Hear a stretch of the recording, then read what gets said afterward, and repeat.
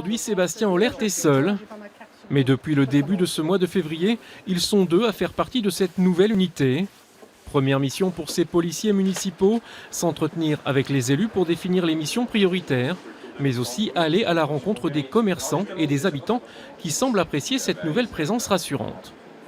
On se sent certainement plus en sécurité, en espérant qu'ils vont bien aller partout, surtout au niveau des écoles. Pour moi, quand on a entendu parler, pour moi, ça peut être que bénéfique. Tout ce que l'on faisait tout seul, on va le faire avec la police municipale, mais aussi l'image qu'elle donne, c'est-à-dire l'uniforme. Les attentes sont différentes selon les communes. Jean-Yves Lagneau est le maire de Regnoé. Il est également colonel de gendarmerie de réserve. Pour lui, les policiers municipaux sont un complément de l'action de la gendarmerie.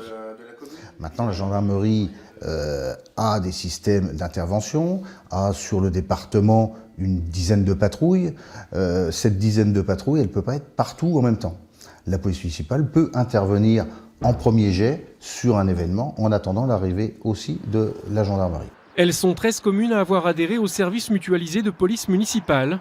Les communes payent le salaire des agents et la communauté de communes prend en charge la partie logistique, comme la voiture, les bureaux ou encore les tenues. C'est ce partage des coûts qui a permis de mettre en place le projet. Nous, ce qui nous intéressait, c'était de pouvoir avoir une équipe au moins 2 personnes pour pouvoir travailler déjà plus longtemps par rapport au temps de congé, de récupération, etc. Et puis parce qu'il y a beaucoup de missions pour la sécurité des policiers municipaux qui doivent s'exécuter au moins par exemple, on ne fait pas de contrôle de vitesse si on n'est pas au minimum 2 personnes. Donc ça, c'était important aussi pour la sécurité. La mise en place d'une fourrière intercommunale pour traiter le problème des animaux errants est prévue pour le 2e semestre 2017. Quant à l'armement des policiers municipaux, il est prévu pour 2018.